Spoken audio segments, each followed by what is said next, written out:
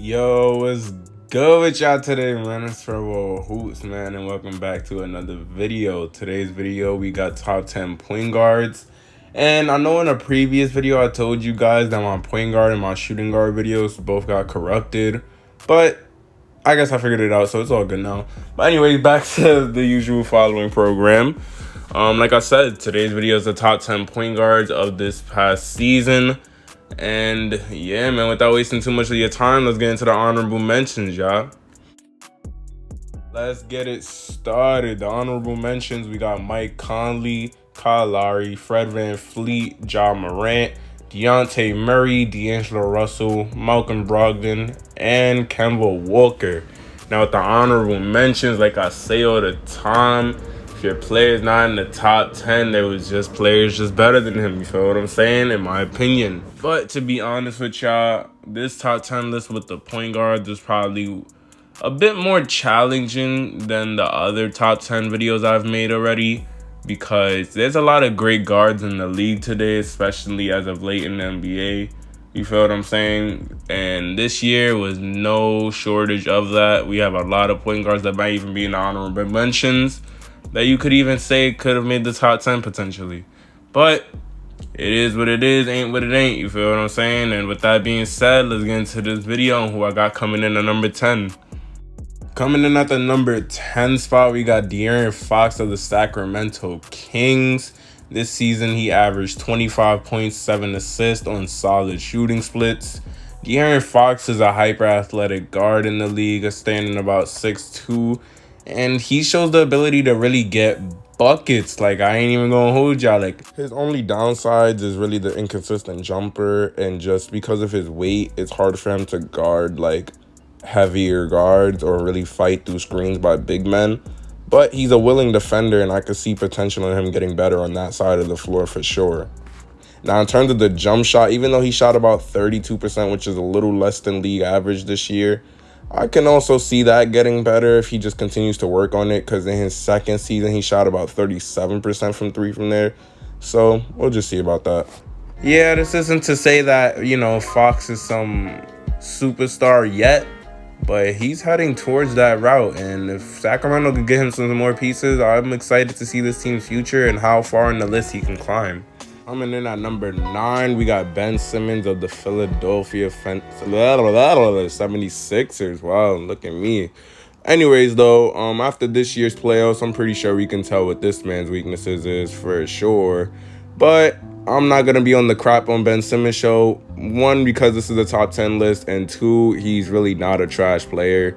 Although the dude is horrendous at that free throw line, he actually is a very big plus for Philly. He's obviously a defensive player of the year candidate type of player. And alongside of that, even at his height and weight, he's also one of the fastest players in the league that many people don't know. And also one of the best passers. I mean, yeah, his stats haven't gotten much better since his rookie season. And I've even seen a couple memes saying that he probably peaked at his rookie year.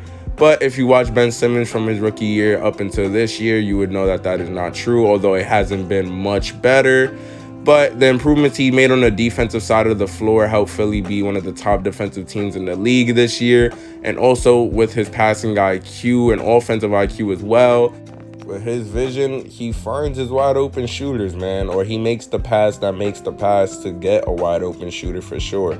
And is part of the reason why Philly's offense isn't down bad. Now, although Ben Simmons do be clogging lanes with his non-ability to shoot a jump shot, him and Embiid is mostly a plus on the plus-minus side of things. He finds Embiid in his spots as well. And, I'd say if you see those two in a pick-and-roll situation, it's pretty difficult to guard. Kind of lied. But anyways, though, yeah, Ben Simmons, he seemed like 1 or 2% more confident to shoot this year. So we'll just see if that continues to go up or not. And if it does, watch out. At the 8th spot, we got Jamal Murray of the Denver Nuggets. Now, I ain't gonna lie to y'all. When it came to Jamal Murray, it was pretty difficult to rank him, being that he missed more than half the season this year. But I feel like he played enough games this season to give us like an accurate depiction of like his skill level amongst other guards in the league. So yeah, he got number 8 on this list. Now, we know what Jamal Murray could do on the offensive end, and I feel like he's a bit of an underrated defender, but he's not that great on that end, so we're not even going to talk much on that. But Jamal Murray, great player. We know what he did in the bubble last year. I was really looking forward to seeing if he could do it again this year. Of course, that would have helped Denver tremendously and probably was the one thing stopping them from probably making the finals this year for sure. But yeah, man, Jamal Murray, I mean, he does have a bit of tunnel vision and is more of a scorer. And I would say if his passing IQ increased a bit, he'd probably be able to help Denver's offense even more.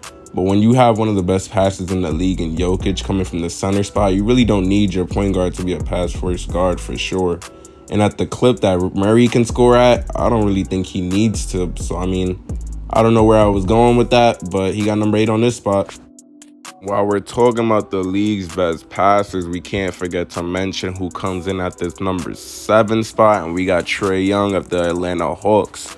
This season, he averaged 25 points and 9 assists. And I mean, playoffs aside, Trae Young had himself a hell of a regular season.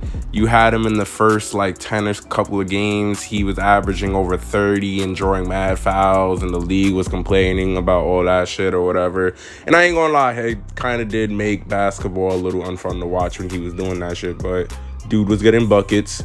Then Steve Nash criticized him, and then he kind of chilled on doing that. The league stopped calling it as much, I guess, kind of. And then he had a little slump for a minute, but then he picked it back up. Then the Hawks just started losing for a little minute with the coach they had here before. Fired him, got Nate McMillan, and then the Hawks just became this conference finals destined team. And you can't lie, their best player was Trae Young. I mean, he's shown that he can definitely be an elite scorer for you and an elite passer. And at his size, yes, he's probably going to be the worst defender in the league for years to come, but he's going to be a damn great offensive player for you to have on your team. So although Trae never lived up to the shooting prowess of a Damian Lillard or Steph Curry, man's will still put it from half court on you and make you play him to full court on some shit. That's what makes his offense so deadly, and also part of the reason why I got him at number 7 on this list. And coming in at the number 6 spot, this one might be up for debate in your opinion, but for me, he's coming in at this number 6 spot. Russell Westbrook of the Washington Wizards. Now, we know what's the deal with my son Westbrook, man. Guy averaging a triple-double 4 out of the last 5 years. And, I mean, with a shitty Wizards team that was down bad earlier this season, Russell Westbrook really turned shit up. Fucking went the rest of the way averaging a triple-double in the second half of the season. Finished the season averaging a triple-double. Then, on top of that, with them being the worst defense in the league, managed to get them past the play-in tournament and into the playoffs. And yes, unfortunately, they did lose in 5 games. Philly was the better team, obviously, but hey, man, you could say whatever you want about Westbrook. His stats do lead towards winning. Now, I'm not going to say his stats lead towards winning a championship, obviously, especially with his decline. I think it's getting closer and closer to the end for Westbrook, unless he joins a team with a superstar or 2 or something that caters to his skill set, which is kind of hard to match, but whatever. Despite the shooting inefficiencies and the questionable decision making at times, Westbrook contributes in multiple ways to a game. He can rebound, assist, and score with the best of them. And coming out of the point guard positions, you can't name me many point guards in history that can even do that. So therefore, the man is coming in at 6 on this list, alright? At the 5th spot, things are getting spicier, folks. We're in the top 5 point guards of the league right now. As y'all can remember, Jamal Murray was saying he was in this category, but in my list, he ain't. So, in the 5th spot, we got Chris Paul of the Phoenix Suns. This year, he averaged 16 points, 9 assists, and drastically changed the culture of the Phoenix Suns. As we know, in the past 5 to 10 years with the Phoenix Suns, they weren't even a playoff team, let alone a team to really be excited for outside of Devin Booker. And with CP3 being on this team this season, he is creating a miracle season for them. Not only are they making a trip to the finals this year, but they finished with the 2nd seed in the West. Charles Barkley calls Chris Paul one of the greatest leaders in basketball, and it wasn't up until this season that I finally wholeheartedly agree and realize what he means when he says that. Because as you can see with Phoenix is 2nd in the West, one of the best teams in the league, one of the best offenses in the league. And a huge part of that, of course, goes to the team as a whole. But we obviously can't ignore that Chris Paul is the biggest factor in that. Now, Devin Booker, of course, continuing to play like the superstar that he is a major factor in that as well. But the role that Chris Paul has played on this team, being a veteran, and not only that, a star veteran, has transformed the careers of many role players on this team and helped elevate their games to a level where they can compete for actually winning something in the NBA. As you can see, players like Cameron Johnson, DeAndre Ayton, and Mikal Bridges have all had really solid seasons and helping contribute towards this team's season in Phoenix. And Chris Paul being the point guard that he is, as efficient as he shoots, and how well he takes care of the ball, having the best turnover to assist ratio in the league. I mean, the man is really just a great point guard and a great leader to a team, and he definitely deserved the 5th spot on this list to me for sure. Coming in at number 4, we got Kyrie Irving of the Brooklyn Nets, and I mean, hey man, y'all know what's up with this one. Kyrie does play more like a 2 guard in a point guard's body, but to me, he's a point guard, just like Harden is more. I feel like Harden is a shooting guard. Debate with me if you want, but anyway, Kyrie averaged almost 28 points this year on almost 50, 40, 90 splits. I feel like this man, there wasn't so many great point guards in the league. He'd definitely be top 3, but that's just not the case in today's league. His defense is his biggest liability, and his health, but health is just not a factor when it comes to these ranking videos right now. So we definitely just talk about the individual player and their talent. And when we're talking about talent in an individual, Kyrie is probably at the top of the list in the league. He's extremely skilled, and in my opinion, he has the best handles of all time. Dude can shoot, finish around the rim with the best of them. And this dude isn't even like crazy athletic around the rim, and he still finishes at a really good rate, being that he just has such a crazy arsenal of layups in his package. Like, this dude is great, man. And on this list, he definitely got the 4th spot. And at the number 3 spot, we got who some people may call the modern day Larry Bird. We got Luka Doncic of the Dallas Mavericks. This season, he just put up averages of almost 28 points, 8 rebounds, and 8 assists on solid shooting splits. Although he did start off the year shooting pretty poorly from 3, he did pick it up towards the second half of the season, I think around All-Star break.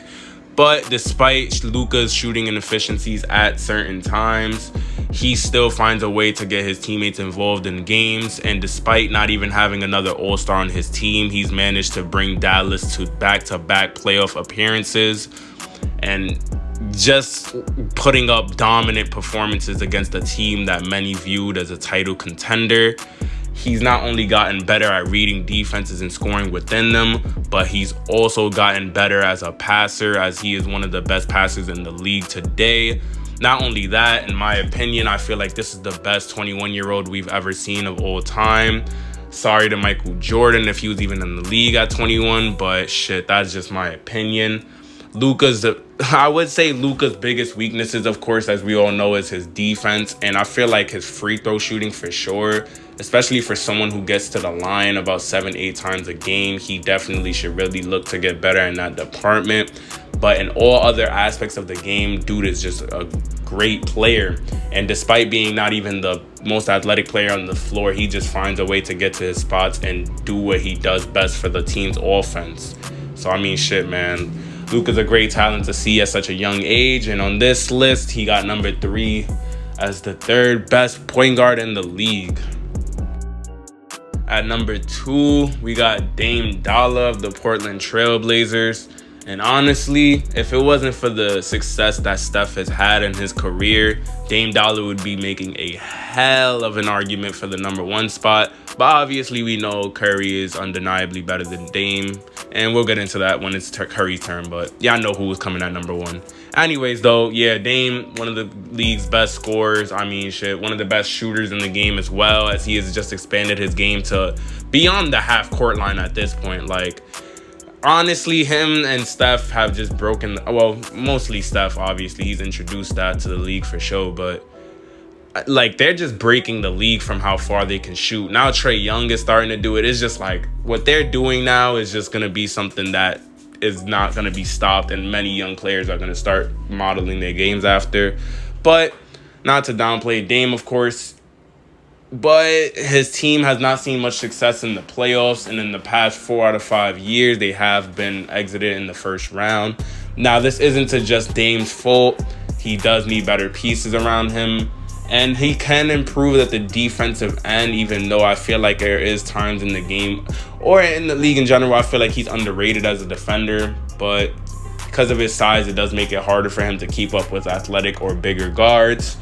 But yeah, man, I mean, there's not much to say when it comes to Lillard, man. Dude can score on anywhere on the court.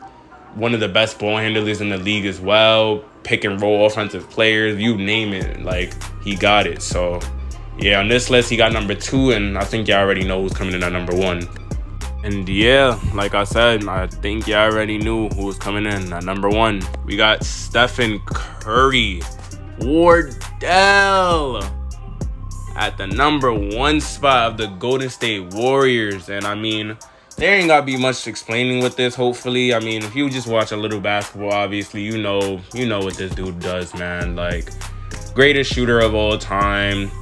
He's already competing for, like, probably the 2nd best point guard of all time as well, alongside Magic Johnson. Like, Curry's gonna just retire as one of the greatest in the game, and definitely be known as one of the players who definitely broke the game and changed it for sure, as obviously he is just one of the best deep range scorers that this league has ever seen. And I mean, shit, his game is just gonna be able to age for probably like the next 5 to 6 years. So don't think what we've seen from Curry this season is anything that we're not going to see probably next season. But we know what he did with Golden State this year. When he wasn't on the court, they were basically a lottery team and damn near the worst team in the league. And with him on the court, they were able to almost make the playoffs this year, but just got exited in the play-in tournament. And definitely was not to Curry's fault at all. Obviously, it's a similar thing with Dame, but even worse in terms of he just didn't have Klay Thompson and the right pieces around him. But shit, Curry did his thing. He led the league in scoring this year and did it on very amazing shooting splits. And not only that, but hey, man, he really, I don't know what else to say, man. He's number 1.